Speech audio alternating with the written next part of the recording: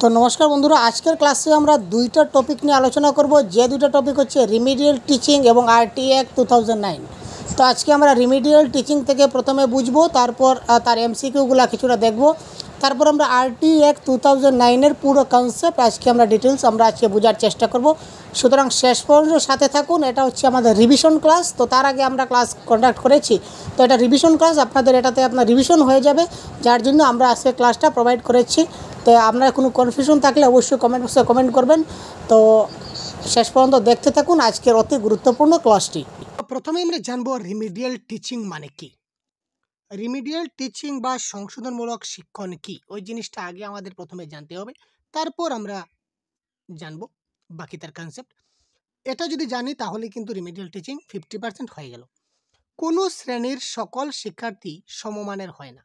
যে কোনো শ্রেণী, আপনি ক্লাসে যান, ক্লাস 1, ক্লাস 2, ক্লাস 3, ক্লাস 4, প্রত্যেকটা ক্লাসে শিক্ষার্থীরা কি হবে না, তারা সমমানের হবে না। এবং বিষয়ের পাঠদানের সময় সবাই সমানভাবে শিক্ষককে অনুসরণ করতে পারে না। কোনো শ্রেণীর সকল শিক্ষার্থী কি হয় না, সমমানের হয় না, সমান হবে না। এ বিষয়ের পাঠদানের সময় সবাই সমানভাবে শিক্ষককে অনুসরণও করতে পারে না। ঠিক আছে না? সবাইকে কিন্তু সমানভাবে তারা কি করতে পারে না, সব শিশুকে তারা অনুসরণ করতে পারে না, সব সময় শিক্ষককে তারা সব সময় কি করতে পারে না, অনুসরণ করতে পারে না। এ কারণেই কোনো শিক্ষার্থী নানা দিক দিয়ে পিছিয়ে পড়ে। এ কারণে কোনো শিক্ষার্থীরা কি হয়, বিভিন্ন কারণে পিছিয়ে পড়ে। কারণ স্বাভাবিক, ধরে নিন আপনার ক্লাসে 10 জন ছাত্র রয়েছে, আপনি ক্লাস 2 এর কথা বলেছেন, আমি ক্লাস 2 তে বলেছি, আপনার ক্লাস 2 তে 10 জন ছাত্র রয়েছে। তার মধ্যে কিন্তু সবাইকে আপনি এক্সিলেন্ট পাবেন না।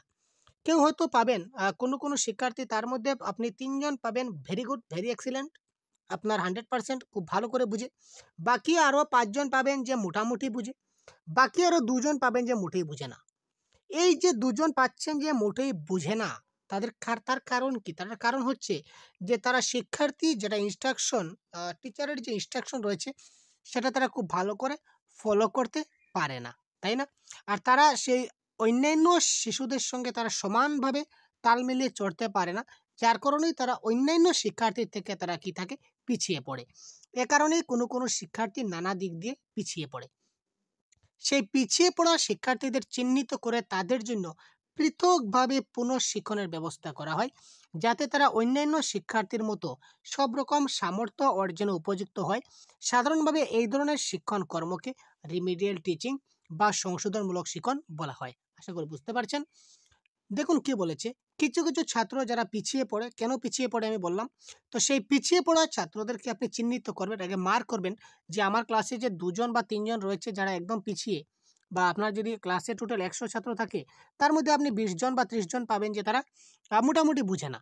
তো যারা মোটামুটি বুঝে না বা একদম কম বুঝে, তাদেরকে আপনি শনাক্ত করুন এবং তাদের জন্য আপনি পৃথকভাবে একটা ক্লাসের ব্যবস্থা করুন। তাদেরকে আপনি আলাদাভাবে পুনঃশিক্ষণ দেবেন, যাতে তারা অন্যান্য শিক্ষার্থীদের মতো সব রকম সামর্থ্য অর্জনে উপযুক্ত হয়। যাতে তারা অন্যান্য শিক্ষার্থীদের মধ্যে সব রকম সামর্থ্যটা অর্জনে উপযুক্ত হয়। সাধারণভাবে এই ধরনের শিক্ষণ কর্মকে রিমিডিয়াল টিচিং বা সংশোধনমূলক শিক্ষণ বলা হয়। সাধারণভাবে এই ধরনের শিক্ষণ কর্মকে রিমিডিয়াল টিচিং বা সংশোধনমূলক শিক্ষণ বলা হয়ে থাকে। অর্থাৎ একক বিশেষ ধরনের শিক্ষণকে বলা হয় সংশোধনমূলক শিক্ষণ বা রিমিডিয়াল টিচিং, সেটা বুঝতে পারলেন।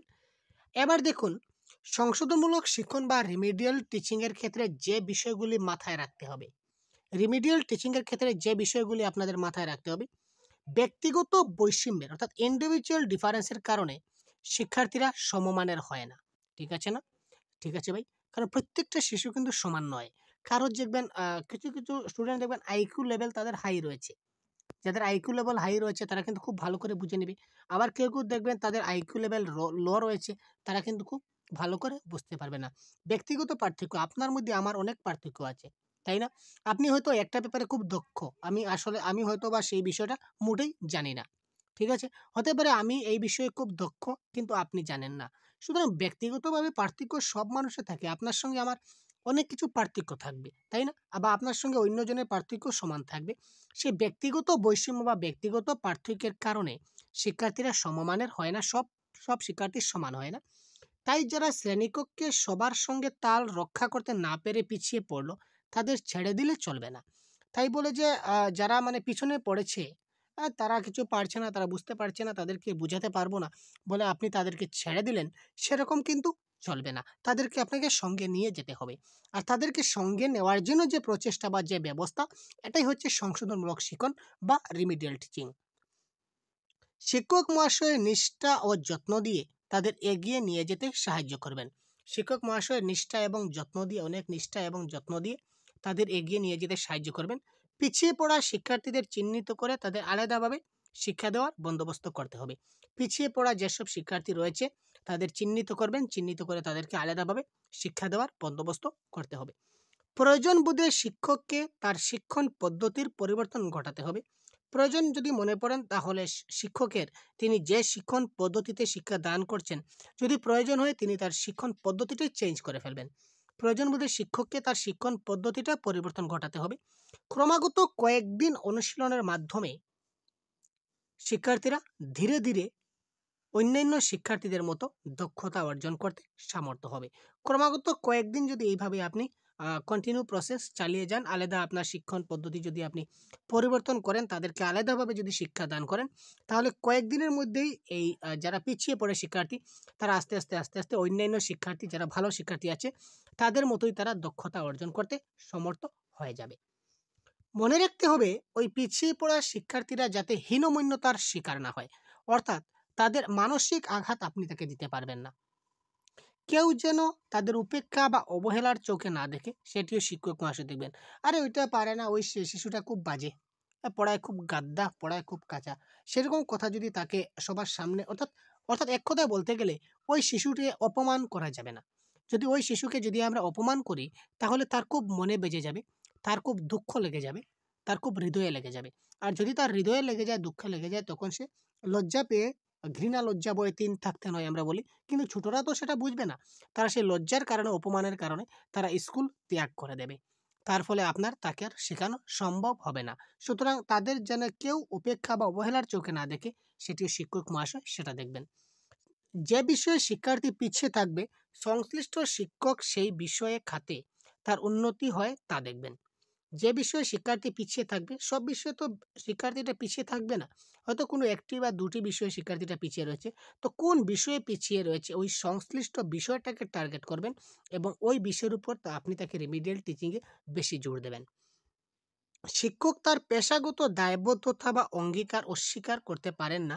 শিক্ষার্থীর উৎকর্ষ ঘটাতে গেলে কোনো রকম হাল ছেড়ে দিলেও চলবে না। ঠিক আছে? শিক্ষার্থীর উৎকর্ষ ঘটানো এটা শিক্ষকের প্রধান দায়িত্ব। যেসব শিক্ষার্থীদের আমরা শিক্ষক কাদের জন্য? ছাত্রদের জন্য।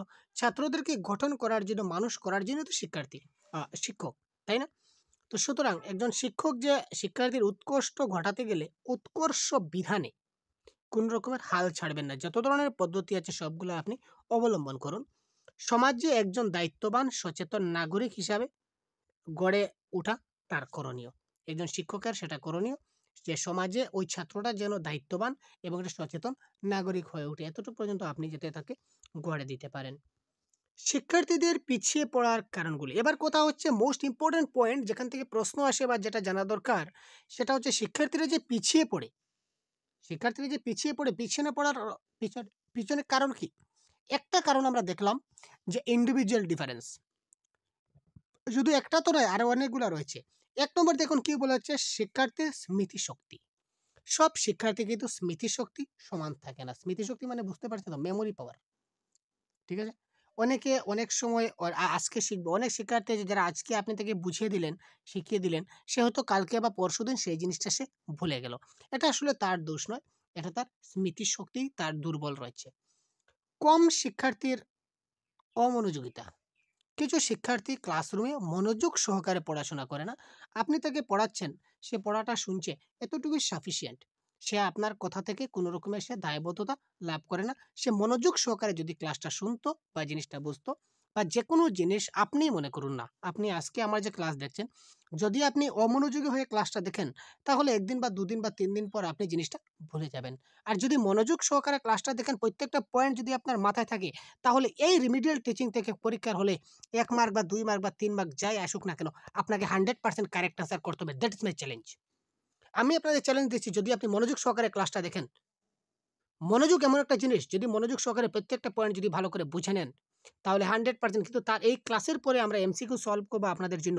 সো সেই আপনি যদি ক্লাসটা যদি মনোযোগ সহকারে দেখতে পারেন, যদি দেখে নেন, খুব ভালো করে বুঝে নেন, তাহলে এমসিকিউর আনসারগুলো আপনি 100% সবার প্রথমে কমেন্ট করতে বাধ্য হবেন। কারণ আপনি প্রশ্ন দেখা মাত্র বলতে পারবেন এটা কারেক্ট আনসার। আর আপনি যদি অমনোযোগী হয়ে যদি ক্লাসটা দেখছেন এবার আমার, আরে স্যার করাচ্ছেন, আমিও মোবাইলটা সামনে চালিয়ে রেখে দিয়েছি, স্যার যা বলছেন শুনছি কিছু, ওইদিকে বেরিয়ে যাচ্ছে। এই ধরনের যদি হয়, তাহলে এমসিকিউ যখন আপনি করবেন, আপনি তো চিন্তায় পড়ে যাবেন যে কারেক্ট আনসার কোনটা হবে, 1 হবে না, 2 হবে না, 3 হবে না, 4 হবে। কোনো সময় লাগবে যে আপনার 4টা আনসারে কারেক্ট হবে, কোনো সময় লাগবে যে না আমার তো 4টা আনসারে ভুল। কারণ কি? কারণ আপনার কনসেপ্টটা ক্লিয়ার নয়। সুতরাং কনসেপ্টের ক্লাসে কোনো ধরনের অবহেলা করা যাবে না। কনসেপ্টের ক্লাসটা খুব ভালো করে মনোযোগ সহকারে শুনতে হবে। সুতরাং মেইন টার্গেট হচ্ছে কি? মনোযোগ। কম বোধ শক্তি, তাদের বোধ শক্তিটা কম থাকে, আত্মবিশ্বাসের অভাব। তারা যেমন আপনারাই অনেক আছেন না, আমি যে বলি আপনাদের 30-এ 30 পাবেন, আপনারা বলেন আরে ভাই কতবার পরীক্ষা দিলাম, 30-এর মধ্যে 12 এবং 13-র বেশি তো উঠেই না। এবারও সেম টু সেম 12 আর 13 পাবো, কি করব পড়াশোনা করে? আরে কোনো মতে 12 বা 13 পেলেই হয়ে গেল, বা 15-র উপরে তো আর পাওয়ার কোনো চান্সই নেই। যে কঠিন সাবজেক্ট, যে প্রশ্নগুলো আসে, কি করব? তার মানে কি? আপনার সেলফ কনফিডেন্স নাই, ল্যাক অফ সেলফ কনফিডেন্স। আপনার সেলফ কনফিডেন্সের অভাব রয়েছে, আত্মবিশ্বাসের অভাব রয়েছে। আর আত্মবিশ্বাসের যখন অভাব থাকবে, তখনই আপনি পিছিয়ে পড়বেন। আপনাকে রিমিডিয়াল টিচিং দিতে হবে, তাই না? শিক্ষার্থীর ক্ষেত্রেও সেম, আত্মবিশ্বাসের অভাব। তাদের ক্ষেত্রে এই ব্যাপারে শিক্ষকের করণীয় কি?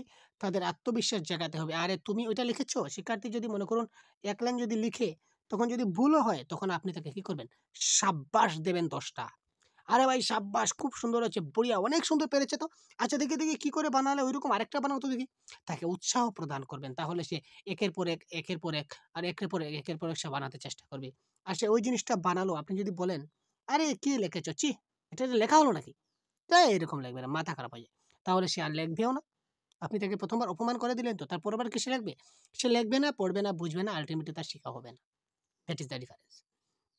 সমস্যা সমাধানে দক্ষ নয়, তারা সমস্যার সমাধান করতে পারে না, সেই কারণে তারা পিছিয়ে পড়ে। কাজ করতে অধিক সময় প্রয়োজন হয়। কিছু আছে যে তারা কিছুটা আপনি কাজ দিলেন, যেমন ম্যাথসের যদি আপনি হোম টাস্ক দিয়ে দিন, বা বললেন যে তোমরা হ্যান্ডরাইটিং হাতের লেখা এতটুকু পর্যন্ত এতটুকু লিখে বর্তমানে দেখাও, তো দেখবে অনেক টাইম লেগে যাবে যে তারা আস্তে আস্তে কাজটা করছে। এইসব কারণে কিন্তু শিক্ষার্থীরা পিছিয়ে পড়ে। শিখনের প্রতি অনীহা, শেখার প্রতি কোনো ইচ্ছা নাই। শিখনের প্রতি অনীহা মানে শিখতে তারা উৎসাহিত নয়, তাদেরকে এই ক্ষেত্রে উৎসাহী আর একটা রয়েছে দেখুন, উৎসাহের অভাব, তাদের মধ্যে উৎসাহ নাই। আর উৎসাহ নাই গতিকেই শিখনের প্রতি অভাব অনীহা এসেছে। শিখনের প্রতি অনীহা মানে শিখতে ভালো লাগছে না, মনোযোগ নাই। বিমূর্ত ধারণাগুলো অনুধাবন করতে না পারা, বিমূর্ত ধারণা যেগুলো রয়েছে সেগুলো তারা অনুধাবন করতে পারে না। যেমন সৌরজগৎ, সোলার সিস্টেম বলতে কি? সৌরজগতের বুধ, শুক্র, পৃথিবী, মঙ্গল, কোনটার কয়টা গ্রহ রয়েছে, কোনটার কয়টা উপগ্রহ আছে, এটা তাকে মুখস্থ শেখালে আপনি হবে না। আপনি তাকে টিএলএম এর মাধ্যমে তাকে বুঝিয়ে দিন।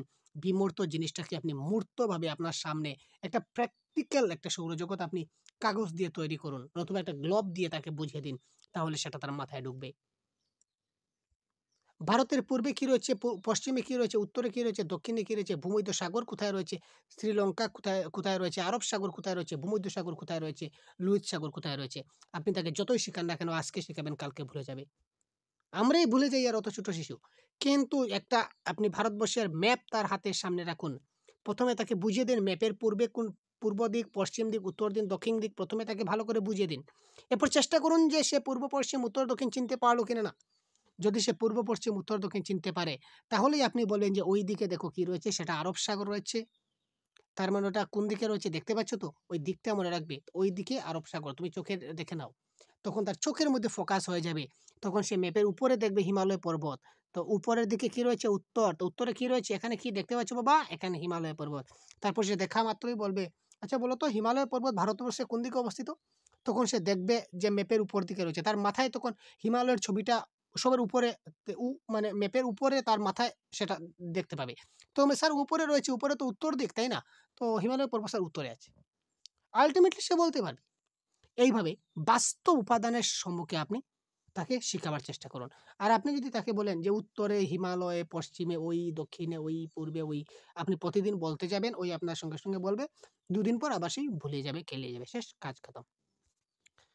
সামাজিক ও পারিবারিক অস্বাস্থ্যকর পরিবেশ। কিছু কিছু সামাজিক এবং পারিবারিক কিছু সমস্যা রয়েছে, যেমন মা বাবা যদি প্রতিদিন ঝগড়াঝাটি করে ঘরে, বা বাড়ির পরিবারের যদি বাবা কাকা যদি ঝগড়া করে, বা ভাই বোন যদি ঝগড়া করে, এই পরিবারে যদি শিক্ষার্থী থাকে, তাহলে তার মাথাটা আলটিমেটলি খারাপ থাকবে। সে যখন পড়বে তখন সে পড়াতে মন বসবে না, সে ঝগড়া নিয়ে ব্যস্ত থাকবে। তার মনে ছোট হলে কি হবে, তার মনে একটা ভয় থাকবে যে আজকে দরবারে কি হবে, আজকে কি হবে, আজকে আবার তারা দরবার ঝগড়া করবে, আজকে কি হবে।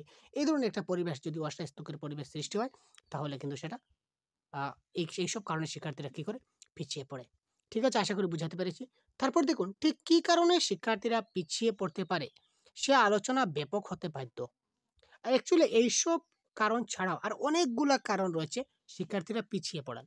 আপনারা নিজেরাই চিন্তা করুন না, চিন্তা করলে আপনার অনেকগুলা পাবেন। সেই জন্য এখানে বলা হয়েছে যে সেটা আলোচনা, সেটা ব্যাপক হতে পারে, অনেক দীর্ঘ হতে পারে সেই আলোচনা। শুধু যে নির্দিষ্ট কয়েকটা যে আমি এখানে পয়েন্ট তুলে দিলাম, কারণ এই পয়েন্টগুলি থেকে প্রশ্ন আসে, আর অনেকগুলো পয়েন্ট হতে পারে। আপনারা ভেবে দেখবেন শিক্ষার্থীরা পিছিয়ে পড়ার কারণে ব্যাপক কারণ আছে। কারণ প্রতিটা শিক্ষার্থীর পিছিয়ে পড়ার কারণগুলোই আলাদা আলাদা। প্রত্যেকটা শিক্ষার্থী পিছিয়ে পড়ার কারণগুলো কিন্তু আলাদা আলাদা। তো কত শিক্ষার্থী পিছিয়ে পড়েছে তার কোনো অনুমান আছে নাকি? প্রত্যেকটা ক্লাসে যদি 20 জন 30 জন করে যদি পিছিয়ে পড়ে, তাহলে কতটা স্কুল রয়েছে, কতটা ক্লাস রয়েছে ভারতবর্ষে, আপনি দেখুন আর কতটা ছাত্র পিছিয়ে রয়েছে। তো প্রত্যেকটা ছাত্রের পিছনে পিছিয়ে পড়ার কারণগুলো কিন্তু প্রত্যেকে আলাদা আলাদা, সমান নাও হতে পারে। সুতরাং পিছিয়ে পড়ার কারণও কিন্তু অনেক ব্যাপক, সীমাহীন। অর্থাৎ এক একটি শিক্ষার্থীর এক এক রকম কারণ রয়েছে পিছিয়ে পড়ার। ঠিক আছে, নেক্সট পয়েন্ট কি বলেছে দেখি। রিমিডিয়াল টিচিং এর ক্ষেত্রে শিক্ষক মহাশয়কে কিছু পদ্ধতি অবলম্বন করা দরকার। এবার আসলাম আমাদের ক্ষেত্রে। এত সব জানলাম যে কেন, কিসের কারণে তারা রিমিডিয়াল টিচিং পিছিয়ে পড়েছে। এবার রিমিডিয়াল টিচিং এর ক্ষেত্রে আমাদের অর্থাৎ শিক্ষক মহাশয়দের কি করতে হবে, কি পদ্ধতি অবলম্বন করতে হবে, সেটা আমাদের কিছুটা দেখতে হবে। অপেক্ষাকৃত সহজ এবং সরলভাবে বিষয়বস্তু পরিবেশন করতে হবে।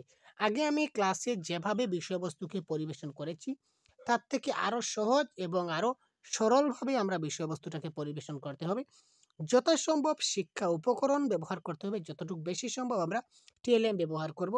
শিক্ষার্থীদের ধরে ধরে তাদের অসুবিধাগুলি চিহ্নিত করতে হবে। যেহেতু ক্লাসে সব ছাত্রকে আমরা এড়িয়ে দিয়ে বাকি যারা পিছিয়ে পড়েছে তাদেরকে আলাদা যখন ক্লাস করব, তখন তাদেরকে হাতে হাতে ধরে ধরে তাদের প্রত্যেকটা তাদের মনের কথা জানতে হবে।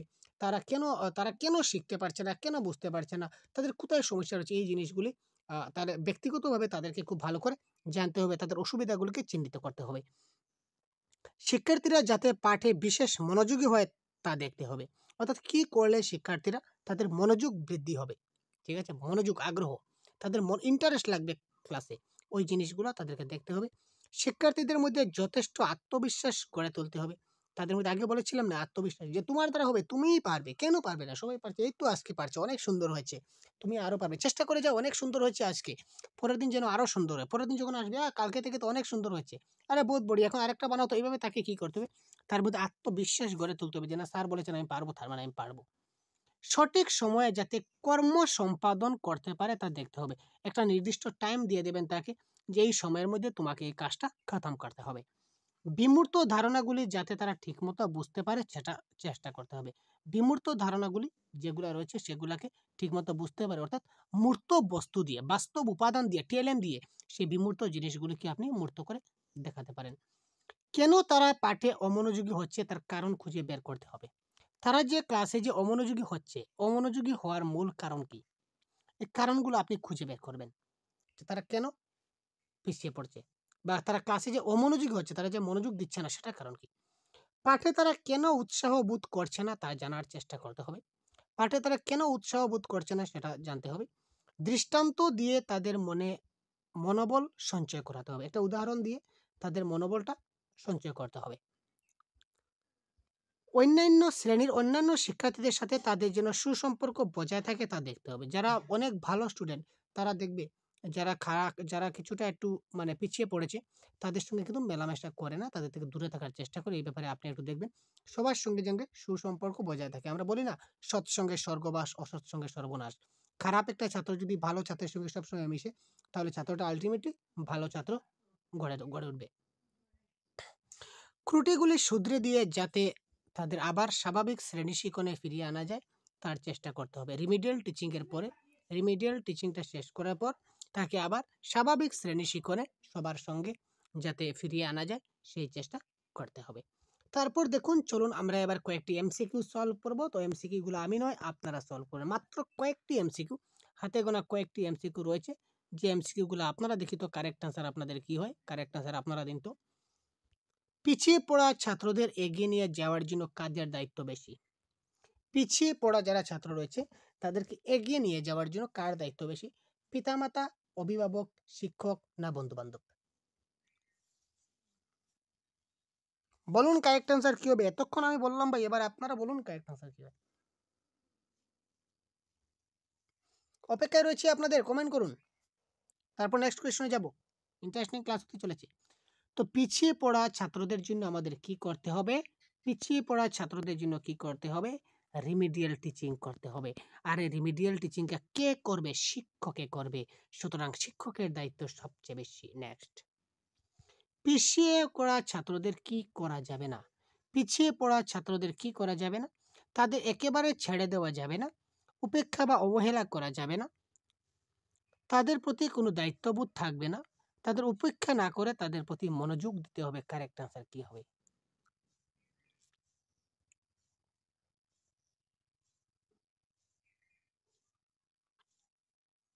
পিছিয়ে পড়া ছাত্রদের কি করা যাবে না? একেবারে ছেড়ে দেওয়া যাবে না, ঠিক আছে, আমরা কি একেবারে ছেড়ে দেব না? ছেড়ে দেব না। উপেক্ষা বা অবহেলা করা যাবে না, আমরা কি থেকে অবহেলা করব না। তাদের প্রতি কোনো দায়িত্ববোধ থাকবে না, নিশ্চয়ই আমার দায়িত্ববোধ আছে। তাদের উপেক্ষা না করে তাদের প্রতি মনোযোগী হতে হবে। ইয়েস, তাদের প্রতি মনোযোগী হতে হবে।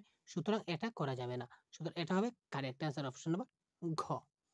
বারবার পিছিয়ে পড়লে শিক্ষক কি ব্যবস্থা গ্রহণ করবেন? একদম ইন্টারেস্টিং কোয়েশ্চন। বারবার তাকে অনেকবার, আমরা অনেক সময় প্রশ্ন আসে আপনাদের মনে, আপনারা তো এতক্ষণ কমেন্ট করেননি, কিন্তু আমার মনে প্রশ্ন এসেছিল, আমি অপেক্ষা ছিলাম যে আপনারা কমেন্ট করছেন কিনা না। তো বারবার যদি ছাত্রটা পিছিয়ে পড়ে তাহলে শিক্ষক কি ব্যবস্থা গ্রহণ করবেন? আমি তাকে রিমিডিয়াল টিচিং দিতে যাচ্ছি, কিন্তু সে বারবার পিছনে যাচ্ছে। এই ক্ষেত্রে আপনি তাকে কি করতে পারেন? পিতামাতাকে ব্যাপারটি জানাবেন, শিক্ষার্থীদের জানাবেন, প্রধান শিক্ষককে জানাবেন, নিজে ছাত্রদের সাথে বসে কারণ খুঁজে ব্যবস্থা নেবেন। তো এটা কারেক্ট আনসার। পিতামাতাকে জানালে হবে না, শিক্ষার্থী জানালে হবে না। আর প্রধান শিক্ষক কী করবেন? আমি যদি না পারি তাহলে, আমি একজন শিক্ষক, প্রধান শিক্ষক আরেকজন শিক্ষক, আমি পারলাম না তো প্রধান শিক্ষক কী করবেন? প্রধান শিক্ষক কী করবেন? কিছু করতে পারবেন না এই ব্যাপারে। যা করতে হবে আমাকেই করতে হবে। সুতরাং নিজে ছাত্রদের সাথে বসে কারণ বুঝে ব্যবস্থা নিতে হবে।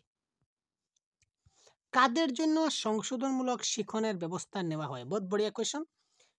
বিদ্যালয়ের সকল শিক্ষার্থীদের জন্য, শ্রেণীকক্ষে পিছিয়ে পড়া শিক্ষার্থীদের জন্য, শ্রেণীকক্ষ এগিয়ে থাকা শিক্ষার্থীদের জন্য, স্কুল ছুট শিক্ষার্থীদের জন্য বা ড্রপ আউট চিলড্রেনদের জন্য। তো কাদের জন্য সংশোধনমূলক শিক্ষণ? ভাই এতক্ষণ কি বললাম ভাই, কি হলো? Correct answer question number 4, correct answer কি হবে? তাড়াতাড়ি কমেন্ট বক্স, তাড়াতাড়ি কমেন্ট করুন কারেক্ট আনসার কি হবে।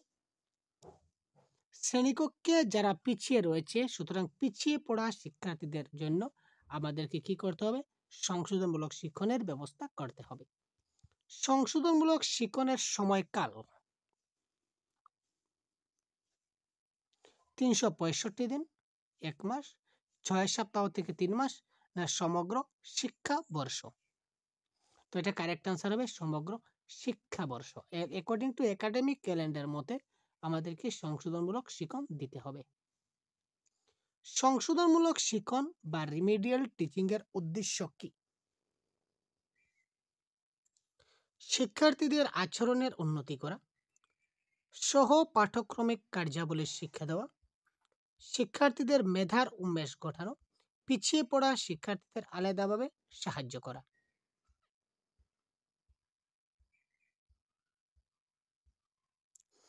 এই ক্ষেত্রে দেখুন, এখানে যদি বলতে যাই তাহলে এখানে কিন্তু চারোটাও কিন্তু কারেক্ট আনসার লাগছে, তাই না? তো তার মধ্যে বেস্ট আনসার হবে তার মেধার উন্মেষ ঘটানো। ঠিক আছে, next question number 7, correct answer কি হবে? পিছিয়ে পড়া শিক্ষার্থী চিহ্নিত হয় পরীক্ষায় প্রাপ্ত নম্বরের উপর ভিত্তি করে, পরীক্ষার্থীর ব্যবহারের উপর ভিত্তি করে, শিক্ষার্থীর বাড়ির দূরত্বের উপর ভিত্তি করে, না কোনোটি নয়। পিছিয়ে পড়া শিক্ষার্থী চিহ্নিত হয় পরীক্ষায় প্রাপ্ত নম্বরের উপর ভিত্তি করে। পিছিয়ে পড়া ছাত্রদের এগিয়ে নিয়ে যাওয়ার জন্য ছাত্ররা কি করবেন? পিছিয়ে পড়া ছাত্রদের যদি আবার এগিয়ে নিয়ে যেতে হবে তাহলে ছাত্ররা কি করবে? বিষয়বস্তু দায় সারাভাবে বুঝিয়ে দেবেন, আবার পড়তে বলবেন, সহপাঠীদের কাছে বুঝে দিতে বলবেন, ধীরে ধীরে বিষয়বস্তু অনুশীলন করিয়ে এগিয়ে নিয়ে যাবেন। কোয়েশ্চন নাম্বার 8 কারেক্ট আনসার কি হবে বলুন তো? পিছিয়ে পড়া ছাত্রদের এগিয়ে নিয়ে যাওয়ার জন্য ছাত্ররা কি করবেন? তো বিষয়বস্তুগুলা আমি ভালো করে বুঝিয়ে দেব, বুঝালাম, আবার পড়তে বলবো না, সহপাঠীদের কাছে বুঝতে, তাহলে আমি কি করব? কারেক্ট আনসার ধীরে ধীরে বিষয়বস্তু অনুশীলন করিয়ে তাকে এগিয়ে নিয়ে যেতে হবে। শুধু যে বুঝিয়ে দিলে হবে না, তাকে কি করতে হবে? এগিয়ে নিয়ে যেতে হবে। সুতরাং অপশন নাম্বার ঘ ইজ দ্য রাইট আনসার। তো আজ প্যাডাগজির অন্য একটি অতি গুরুত্বপূর্ণ টপিক যার নাম হচ্ছে আরটি অ্যাক্ট 2009। তো প্যাডাগজির অনেকগুলো টপিক আমরা ফাউন্ডেশন কোর্সে আমরা প্রতিনিয়ত এক একটি টপিক আপনাদের ডিসকাস করতে চলেছি। তো আজকের আমাদের টপিক হচ্ছে কি আরটি অ্যাক্ট 2009, শিক্ষার অধিকার আইন 2009। তো শিক্ষার অধিকার আইন 2009 থেকে কিন্তু আপনাদের প্রশ্ন আসবে, কারণ কি প্রত্যেক বছরে কিন্তু আপনার এই টপিক থেকে প্রশ্ন আসে, ঠিক আছে? তো এই ধরনের ছোটো ছোটো টপিক যেখান থেকে 1 নম্বর বা 2 নম্বর আপনার পরীক্ষায় আসে, অর্থাৎ এই সবগুলি টপিক এইবার আমি কভার করব, একটাও টপিক আমি ছাড়বো না, যাতে করে আপনাদের 100% উপকারে আসে, কাজে আসে, এইগুলো আমি ডিসকাস করতে চলেছি। সুতরাং একদম সাথে থাকবেন শেষ পর্যন্ত। তো দেখুন, আমরা একদম পুরো ডিটেলসে আলোচনা করবো আজকে, ক্লাসে পুরো কনসেপ্ট বুঝিয়ে দেওয়ার চেষ্টা করব। সুতরাং সাথে থাকুন, শেষ পর্যন্ত দেখতে থাকুন। তো দেখুন, আরটিই এর পূর্ণাঙ্গ রূপটি হচ্ছে রাইট টু এডুকেশন অ্যাক্ট। এই যে আরটিই বলেছে, এটার ফুল ফর্ম কি? রাইট টু এডুকেশন অ্যাক্ট, অর্থাৎ শিশুদের জন্য বাধ্যতামূলক শিক্ষার অধিকার আইন 2009। এই আইনটি 1 এপ্রিল ফার্স্ট, তার আরেকটা কথা বলে রাখি, এই ক্লাসের পিডিএফ আপনারা পেয়ে যাবেন। কোথায় পাবেন আমি বলবো, টেনশনের কোনো ব্যাপার নেই। প্রথমে সম্পূর্ণ ক্লাসটা কন্টিনিউ করুন, তারপর আমরা পিডিএফের ব্যবস্থা করে দেব, ঠিক আছে ভাই? এই আইনটি 1 এপ্রিল 2010 থেকে জম্মু এবং কাশ্মীর ছাড়া ভারতের সমস্ত রাজ্য কেন্দ্রশাসিত অঞ্চলে চালু করা হয়েছে। প্রশ্ন আসতে পারে, রাইট টু এডুকেশন অ্যাক্ট 2009 কবে থেকে সমস্ত রাজ্যে বা আমাদের ভারতবর্ষে চালু করা হয়েছে?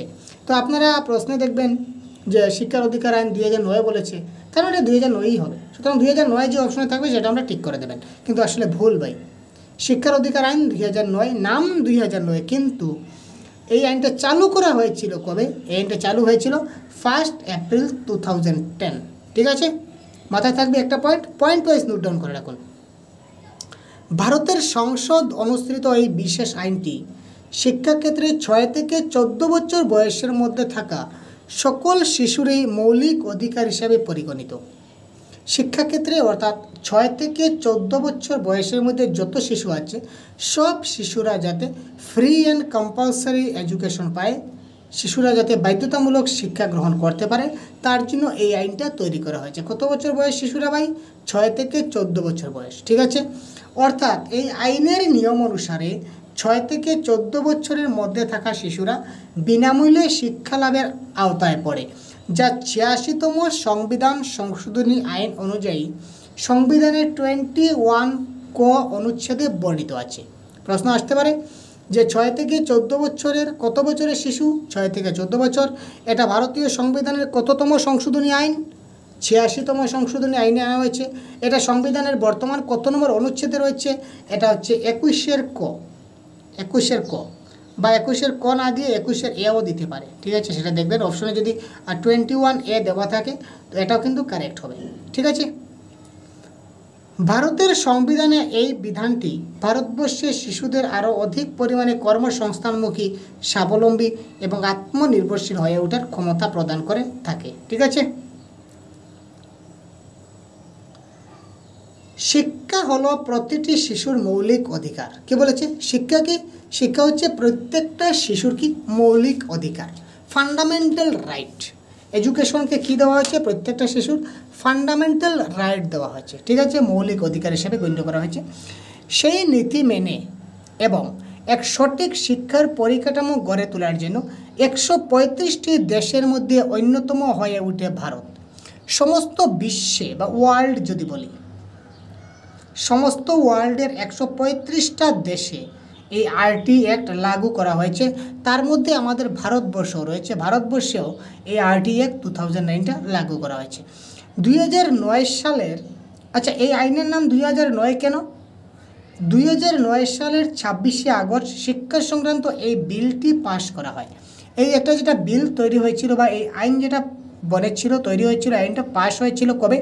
2009 সালের 26শে আগস্ট। ডেটটা মনে রাখবেন। আইনটা পাশ হয়েছিল, এই যে রাইট টু এডুকেশন অ্যাক্ট যেটা, এটা এই বিলটা পাশ হয়েছিল 2009 সালের 26শে আগস্ট। কিন্তু এই আইনটা কার্যকরী হয় 2010 সালের 1 এপ্রিল। এই দুইটা ডেট মাথায় রাখবেন। একটা ডেট কি, বিল পাস হয়েছিল কবে? 2009-এর 26 আগস্ট। আর বিলটা কার্যকরী কবে থেকে হয় বা আইনটা কার্যকরী কবে থেকে হয়? 2010 সালের 1 এপ্রিল থেকে। আচ্ছা, এই আইনের মূল বৈশিষ্ট্য কী? এই আইনের মূল বৈশিষ্ট্য সম্বন্ধে এবার আমরা জানব। এই আইন অনুযায়ী 6 বছর থেকে 14 বছর বয়সের সমস্ত শিশু, অর্থাৎ এখানে দেখুন ক্লাস মেনশন আছে, আমি বলেছিলাম ডিটেলসে বলবো ভাই, প্রথম শ্রেণী থেকে শুরু করে অষ্টম শ্রেণী পর্যন্ত, অর্থাৎ কি ক্লাস 1 থেকে শুরু করে ক্লাস 8 পর্যন্ত। ঠিক আছে, ক্লাস 1 থেকে স্টার্ট করে ক্লাস 8 পর্যন্ত। ঠিক আছে, 6 থেকে 14 বছরের সমস্ত শিশু, অর্থাৎ প্রথম শ্রেণী থেকে শুরু করে অষ্টম শ্রেণী পর্যন্ত বিনামূল্যে বিদ্যালয়ের শিক্ষা বা বুনিয়াদী শিক্ষা পাবার পূর্ণ অধিকারী। তাকে কেউ বঞ্চিত করতে পারবে না, এমনকি তার মা বাবাও নয়। তার মা বাবা যদি বলে যে না তুমি আজকে স্কুলে যেতে পারবে না, তোমাকে ভর্তি করাবো না, তোমাকে পড়াবো না, তাহলে বাবার বিরুদ্ধেও কিন্তু আইনি ব্যবস্থা নেওয়া হবে, মার বিরুদ্ধেও কিন্তু আইনি ব্যবস্থা নেওয়া হবে। এটা শিশুর অধিকার। কে দিয়েছে? আরটি অ্যাক্ট 2009 দিয়েছে। ঠিক আছে ভাই। এক্ষেত্রে কোনো শিশুর কাছ থেকে কোনো অর্থ কেউ দাবি করতে পারবেন না। একটা শিশু যদি স্কুলে ভর্তি হয়, ভর্তির জন্য বা যে কোনো কাজে শিশুদের থেকে কোনো অর্থ বিদ্যালয় কর্তৃপক্ষ দাবি করতে পারবে না। যা দিতে না পারায় শিশুটির বুনিয়াদী শিক্ষা বন্ধ হয়ে যেতে পারে। অনেক ক্ষেত্রে দেখা যায় অনেক গরিব শিক্ষার্থী রয়েছে যারা কী করতে পারে না, বিদ্যালয়ের যে ফি আছে ফিগুলো দিতে পারে না, যার ফলে তার শিক্ষা বন্ধ হয়ে যায়। কিন্তু এই আইন কি বলেছে? সরকার প্রদত্ত এই আইনের মাধ্যমে যা বেতন দিতে লাগে সরকারে দেবে, টিচারের বেতন দিতে লাগে সরকারে দিচ্ছে এবং দেবে।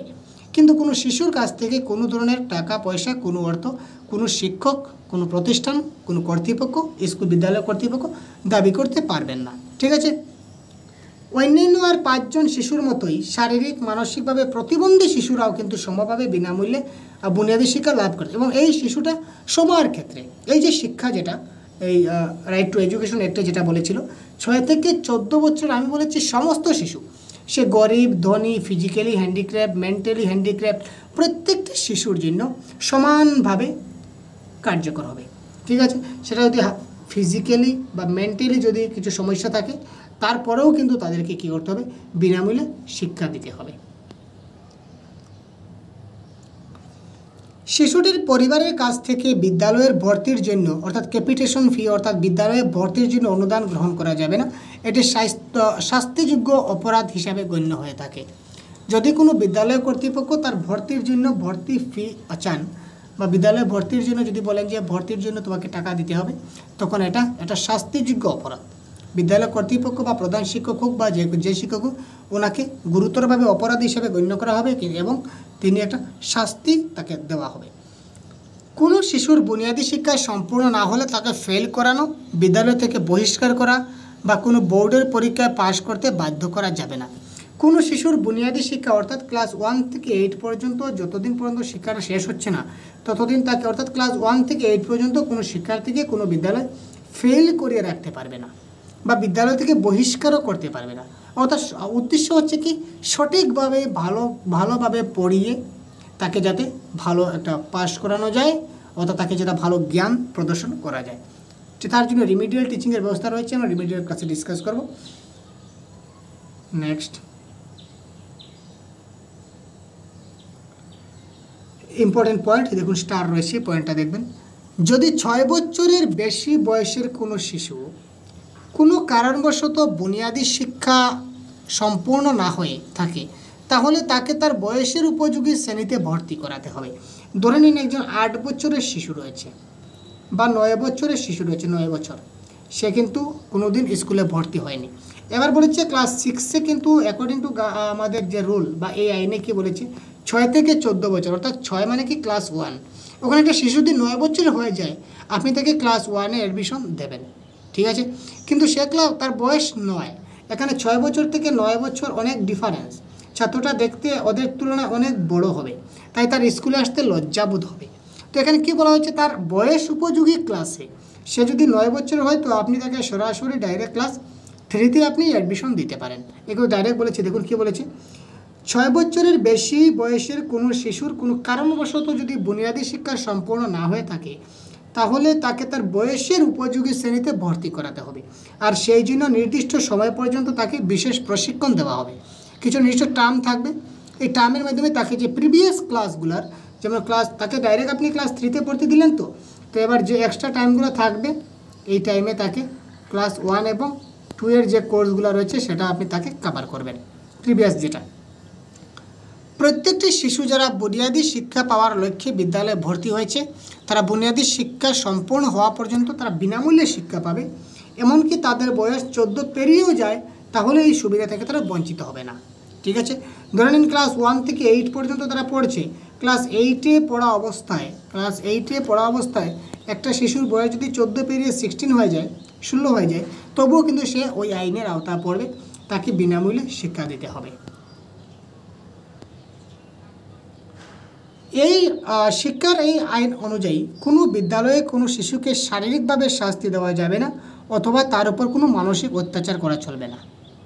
একটি কথা বারবার বলছি, আপনারা বলছেন যে স্যার একটি কথা আমি কেন বারবার বলেছি বা এখানে পিপিটিতে আমি টাইপ করেছি। দেখুন, এই প্রত্যেকটা পয়েন্ট যদি আপনারা খুব ভালো করে বুঝে নিতে পারেন তাহলে একটি ক্লাসই আপনাদের জন্য যথেষ্ট। আরটি অ্যাক্ট 2009 আপনার জন্য যথেষ্ট। আর এই আরটি অ্যাক্ট 2009 শুধু যে আপনার বাংলায় আসবে তেমন নয়, আপনি প্যাডাগজির বিভিন্ন টপিকে, আপনি ম্যাথসেও কিন্তু এই টপিক থেকে প্রশ্ন আসতে পারে কি প্রিভিয়াস ইয়ার এসেছে, ইংলিশে আসবে, সিটিপিতে আসবে, ইবিএসে আসবে, সোশ্যাল সায়েন্সেও আসবে। প্রত্যেকটা অর্থাৎ প্যাডাগজির অতি গুরুত্বপূর্ণ টপিক হচ্ছে এইগুলা, কিছু কিছু ইউনিক টপিক আছে যে টপিকগুলো কিন্তু আপনার যে কোনো প্রত্যেকটা সাবজেক্ট কিন্তু আসতে পারে। সুতরাং শিক্ষার এই অধিকার আইন অনুযায়ী বিদ্যালয়ে কোনো শিশুকে শারীরিকভাবে শাস্তি দেওয়া যাবে না বা তার উপর মানসিক অত্যাচার করে চলবে না, ঠিক আছে। ভালো করে কনসেপ্টটা বুঝে নিতে হবে, কারণ কনসেপ্ট ইজ পাওয়ার। এখানে দেখুন আরেকটা পয়েন্ট নতুন অ্যাড হচ্ছে, কি অ্যাড, কেন্দ্রীয় বিদ্যালয়, নবোদয় বিদ্যালয় এবং সৈনিক বিদ্যালয় ব্যতি রেখে সরকার কর্তৃক স্থাপিত পরিচালিত সমস্ত বিদ্যালয়ে 6 থেকে 14 বছরের শিশুরা বিনামূল্যে বুনিয়াদী শিক্ষা লাভ। দেখুন রেস্ট্রিকশন রয়েছে। সেন্ট্রাল স্কুল, কেন্দ্রীয় বিদ্যালয়, নবোদয় বিদ্যালয় এবং সৈনিক বিদ্যালয়, সেন্ট্রাল স্কুল, নবোদয় স্কুল, তাছাড়া সৈনিক বিদ্যালয় যে মিলিটারি যে স্কুলগুলো রয়েছে, এই স্কুলগুলো ছাড়া এই স্কুলগুলোতে কিন্তু আরটি অ্যাক্ট 2009 কিন্তু প্রযোজ্য নয়।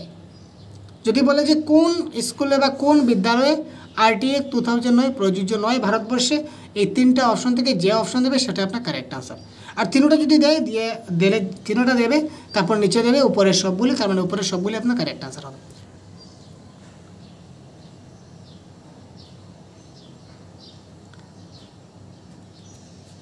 তারপর দেখি কিছু বেসরকারি স্কুলের ক্ষেত্রেও কিন্তু কিছু ক্রাইটেরিয়া রয়েছে যেগুলো প্রাইভেট স্কুল বলেছে। বেসরকারি বিদ্যালয়ের ক্ষেত্রেও কিছু বাধ্যতামূলক আইন জারি আছে। যেমন যেসব বেসরকারি বিদ্যালয়ে কিছু প্রাইভেট স্কুল রয়েছে, প্রাইভেট স্কুলে কিন্তু কোনো সরকারের সাহায্য পায় না, তারা প্রত্যেক বছর প্রতি শ্রেণীতে যে পরিমাণ ছাত্রছাত্রী ভর্তি করবে তার মধ্যে 25% ছাত্রছাত্রী ভর্তি হবে সমাজের দুর্বলতর বা পিছিয়ে পড়া শ্রেণীতে। গরিব ছাত্র দেখে দেখে তারা 25% ছাত্রকে অ্যাডমিশন দেবে এবং ওই ছাত্রছাত্রীদের 8ম শ্রেণী পর্যন্ত স্কুল কর্তৃপক্ষ তাদের কাছে কোনো মূল্য না নিয়ে শিক্ষা দেবে। অর্থাৎ প্রাইভেট স্কুলের ক্ষেত্রে একটা গাইডলাইন এই আইনে রয়েছে বা এই নিয়ম বাধ্যতামূলক রয়েছে যে যত ছাত্র তারা অ্যাডমিশন দেবে টোটালের 25% তারা গরিব ছাত্র দেখে অ্যাডমিশন নেবে এবং তাদের কাছ থেকে এই প্রাইভেট স্কুল কর্তৃপক্ষ বা বেসরকারি বিদ্যালয়ের কর্তৃপক্ষরা কোনো ধরনের ফি ডিমান্ড করতে চাইবে না, তারা একদম ফ্রিতে তাদেরকে শিক্ষা দিতে হবে ক্লাস 8 পর্যন্ত। উল্লেখিত এই যে 25% ছাত্রছাত্রীর সকলকে উক্ত বিদ্যালয়ের প্রতিবেশী এলাকার অন্তর্ভুক্ত হতে হবে, তারা কিন্তু এই যে লোকালিটি এরিয়া রয়েছে এই এরিয়ার ছাত্ররা হতে হবে, বাইরে থেকে হলে হবে না। সেই ক্ষেত্রে সরকার যে পরিমাণ অর্থ সরকারি বিদ্যালয়গুলিতে দিয়ে থাকে ঠিক সেই পরিমাণ অর্থ দুর্বলতর এবং পিছিয়ে পড়া শ্রেণী থেকে আসা প্রতিটি ছাত্রছাত্রী যারা ওই বেসরকারি বিদ্যালয়ে বুনিয়াদী শিক্ষা লাভ করবে তাদেরকেও প্রতি বছর প্রদান করবে। কি বললাম যে সরকার যে পরিমাণ অর্থ সরকারি স্কুলে দিচ্ছে, প্রাইভেট স্কুলেও কিন্তু এই 25% জন্য অর্থ বরাদ্দ থাকবে প্রত্যেক বছর।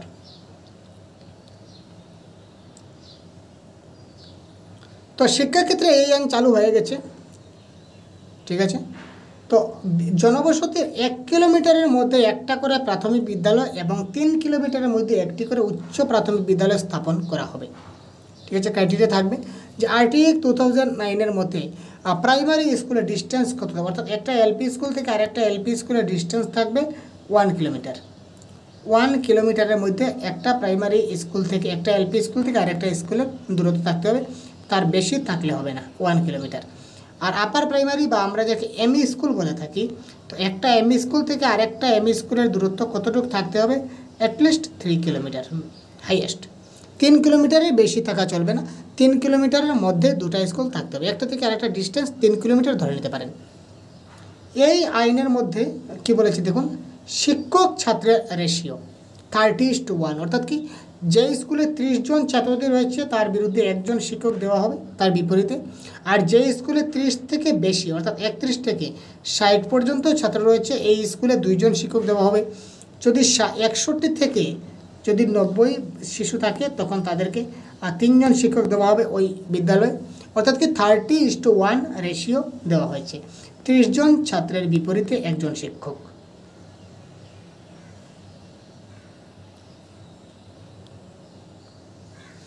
বিদ্যালয়ে 30 জন ছাত্রছাত্রীর পিছু করে একজন করে শিক্ষক বা শিক্ষককে উপস্থিত থাকতে হবে। এই আইন প্রণয়ন বা প্রয়োগের জন্য যে প্রয়োজনীয় অর্থের দরকার তা যৌথভাবে পালন করবে কেন্দ্রীয় সরকার এবং রাজ্য সরকার। এই আইনটা প্রণয়ন এবং এই আইন প্রয়োগের জন্য যে টাকাটা খরচ হবে, তা এই অর্থের যেটা প্রয়োজন হবে বাজেটের, এই বাজেটটা যৌথভাবে পালন করবে কেন্দ্রীয় সরকার এবং রাজ্য সরকার। সেন্ট্রাল গভর্নমেন্ট এবং স্টেট গভর্নমেন্ট, সেই দুই গভর্নমেন্টেই এই RT Act এর যত টাকা খরচ হবে শিক্ষার্থীদের পিছনে তারা কিন্তু সেটা বহন করবে। আর এই দুই সরকার নিজেদের মধ্যে আলোচনা করবে, সিদ্ধান্ত নেবে যে মোট প্রয়োজনীয় অর্থের কত শতাংশ কেন্দ্র দেবে, কত শতাংশ রাজ্য দেবে, এটা তাদের ব্যক্তিগত ব্যাপার। তারপরে দেখুন অতি গুরুত্বপূর্ণ পয়েন্ট কী বলেছে, প্রতিটা বিদ্যালয়ে যে পরিচালনা কমিটি থাকবে তা বিদ্যালয়ের উন্নয়ন সম্পর্কে পরিচালনা পরিকল্পনা তৈরি করবে। প্রত্যেকটা বিদ্যালয়ে একটা SMC থাকতে হবে, স্কুল ম্যানেজমেন্ট কমিটি, ঠিক আছে। স্কুল ম্যানেজমেন্ট কমিটি, বিদ্যালয় পরিচালনা কমিটি। তো বিদ্যালয় পরিচালনা কমিটি এটা থাকতে হবে। আর এই কমিটি নির্ধারণ করবে যে বিদ্যালয়ের উন্নতির জন্য বা উন্নয়নের জন্য কী করা যেতে পারে, কী প্ল্যান নেওয়া যেতে পারে, এই বিদ্যালয়টাকে উন্নয়ন করতে গেলে কী প্রয়োজন, কিসের প্রয়োজন, সেটা এই SMC বা বিদ্যালয় পরিচালনা কমিটি এই পরিকল্পনা তৈরি করবে এবং সেই উন্নয়ন পরিকল্পনার ভিত্তিতে রাজ্য সরকার এবং কেন্দ্রীয় সরকার যে রয়েছে স্থানীয় সরকার এই বিদ্যালয়ের উন্নয়নের অর্থ বরাদ্দ করবে। এই একটা প্ল্যান বানানো হবে যে স্কুলে কত টাকার প্রয়োজন, এই টাকাগুলো দিয়ে আমরা কী কী কাজ করব, একটা প্ল্যান বনবে আর এই টাকাটা সরকার থেকে আসবে, ঠিক আছে। প্রত্যেক শিক্ষক শিক্ষিকাদের নিয়মিত এবং সময়মতো বিদ্যালয়ে উপস্থিত থাকা বাঞ্ছনীয়। তাদের সময়মতো নির্দিষ্ট পাঠ্যক্রম পড়ানো শেষ করা একান্ত কর্তব্যের মধ্যে পড়ছে। এছাড়া ছাত্রছাত্রীদের বিদ্যালয়ে উপস্থিতি, শিক্ষার উন্নতি, অন্যান্য প্রয়োজনীয় বিষয়ে অভিভাবকদের সঙ্গে নিয়মিত আলোচনা করতে হবে, ঠিক আছে। অতি গুরুত্বপূর্ণ পয়েন্ট, যে পয়েন্টটা কি, কোনো শিক্ষক শিক্ষিকা প্রাইভেট টিউশন বা ব্যক্তিগতভাবে ছাত্র অধ্যয়ন করাতে পারবেন না। এই আইনের আওতায় পড়ছে কোনো শিক্ষক বা কোনো শিক্ষিকা কোনো প্রাইভেট টিউশন বা কোনো ব্যক্তিগতভাবে কোনো ছাত্রদের তিনি পড়াতে পারবেন না। যা পড়াবেন তিনি স্কুলের মাধ্যমেই, এই স্কুলের মধ্যেই তিনি শিশুদেরকে পড়াবেন, ঠিক আছে। প্রতিটি বিদ্যালয়ে অবশ্যম্ভাবীভাবে পরিষ্কার পরিচ্ছন্নতা বজায় থাকতে হবে। ছেলে মেয়েদের জন্য পৃথক পৃথক শৌচাগারের টয়লেট, সেপারেট টয়লেট থাকতে হবে। ছেলেদের জন্য সেপারেট, মেয়েদের জন্য সেপারেট টয়লেট থাকা বাঞ্ছনীয়, ঠিক আছে। তো সবশেষে বলা যায়, কি বলা যায় দেখুন, বাধ্যতামূলক বুনিয়াদী শিক্ষা যেটা রয়েছে এটা প্রত্যেকটি শিশুর একটা মৌলিক অধিকার। তাই এর সঠিক প্রয়োগ না হলে বা অপপ্রয়োগ হলে হাইকোর্ট, সুপ্রিম কোর্ট সরাসরি জনস্বার্থে মামলা করা যেতে পারে। অর্থাৎ এই শিশুদের জন্য যে আইনটা রয়েছে এই আইনটা যদি কেউ ভঙ্গ করে বা উল্লঙ্ঘা করে তখন তার বিরুদ্ধে সুপ্রিম কোর্ট বা হাইকোর্টে সরাসরি মামলা হয়ে যাবে। ঠিক আছে, তো এবার কিছু গুরুত্বপূর্ণ ইম্পর্টেন্স পয়েন্ট দেখি। আরটিআই আইনের আওতায় ভর্তি হওয়ার জন্য যে যোগ্যতার প্রয়োজন তা নিয়ে আলোচনা করি। এলকেজি বা ক শ্রেণী বা লোয়ার কেজিতে ভর্তির জন্য শিক্ষার্থীর সর্বনিম্ন বয়স তার জন্ম সার্টিফিকেট দ্বারা নির্ধারণ করা হবে। এলকেজি বা ক শ্রেণী যে রয়েছে এখানে শিশুরা যে ভর্তি হবে এটা তার ভর্তি হতে গেলে তার বার্থ সার্টিফিকেটের প্রয়োজন হবে।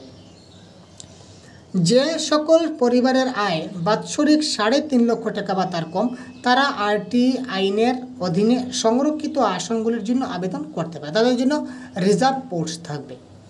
অনাথ শিশু বা বিশেষ চাহিদা সম্পন্ন শিশু বা আদিবাসী শ্রমিকদের শিশু বা পথ শ্রমিকদের শিশুরা আরটিআই আইনের অধীনে ভর্তি হওয়ার জন্য সর্বাগ্রে প্রাধান্য পাবে। কিছু প্রশ্ন এখানে দিয়েছে দেখুন তো। শিক্ষক ছাত্রের অনুপাত কত রয়েছে? 30:1, অর্থাৎ কি 30 জন ছাত্রছাত্রীর পিছনে একজন শিক্ষিকাকে থাকতে হবে। আরটিআই অ্যাক্টের যে অর্থটা যে খরচ হবে এই অর্থটা কে দেবে? এই আইন প্রণয়ন এবং প্রয়োগের এই যে অর্থ প্রয়োজন হবে সেটা যৌথভাবে সরকার, কেন্দ্রীয় সরকার এবং রাজ্য সরকার বহন করবে। ইম্পর্টেন্ট পয়েন্টগুলো ডিসকাস করব শেষ মুহূর্তে, একদম লাস্ট কি পয়েন্টগুলো ডিসকাস করে আজকে ক্লাস থেকে শেষ করব। দেখুন কী বলেছে আরটিআই অ্যাক্টের যে ইম্পর্টেন্ট পয়েন্টগুলো দেখি। কিছু পয়েন্টগুলো এই পয়েন্টগুলো নোট ডাউন করুন বা আপনার রিভাইজ হয়ে যাবে সম্পূর্ণ ক্লাসের। 86তম সংবিধান সংশোধনী আইন অনুযায়ী সংবিধানের 19-এর ক অনুচ্ছেদে বর্ণিত আছে। এই আরটিআই অ্যাক্ট 2009টা কোথায় বর্ণিত রয়েছে ভাই? 86তম সংবিধান সংশোধনী আইন অনুযায়ী সংবিধান 21 নম্বরের ক বা 21-এর এ যেটা রয়েছে এতে কী রয়েছে? বর্ণিত রয়েছে। 2009 সালের 26শে আগস্ট শিক্ষা সংক্রান্ত এই বিলটি পাশ করা হয় আর এই আইনটি কার্যকর হয় কবে? 2010 সালের 1 এপ্রিল থেকে। ঠিক আছে, 6 থেকে 14 বছর বয়সে সমস্ত শিশুরা বিনামূল্যে বুনিয়াদী শিক্ষা গ্রহণ লাভ করতে পারবে। নেক্সট পয়েন্ট, প্রথম শ্রেণী থেকে শুরু করে 8ম শ্রেণী পর্যন্ত বিনামূল্যে শিক্ষার্থীরা কি করতে পারবে? এই শিক্ষা পাওয়ার পূর্ণরূপে অধিকারী। বয়স হচ্ছে 6 থেকে 14, ক্লাস হচ্ছে 1ম থেকে 8। বিদ্যালয়ে ভর্তির জন্য কোনো অনুদান গ্রহণ করা যাবে না, অর্থাৎ কি ফ্রি অ্যান্ড কম্পালসারি এডুকেশন। কোনো ছাত্রদের জন্য কোনো ছাত্রের কাছ থেকে কোনো ধরনের ফি নেওয়া চলবে না বিদ্যালয়ে ছাত্র শিক্ষকের অনুপাত 30:1। 30 জন ছাত্রের বিপরীতে কি হতে হবে?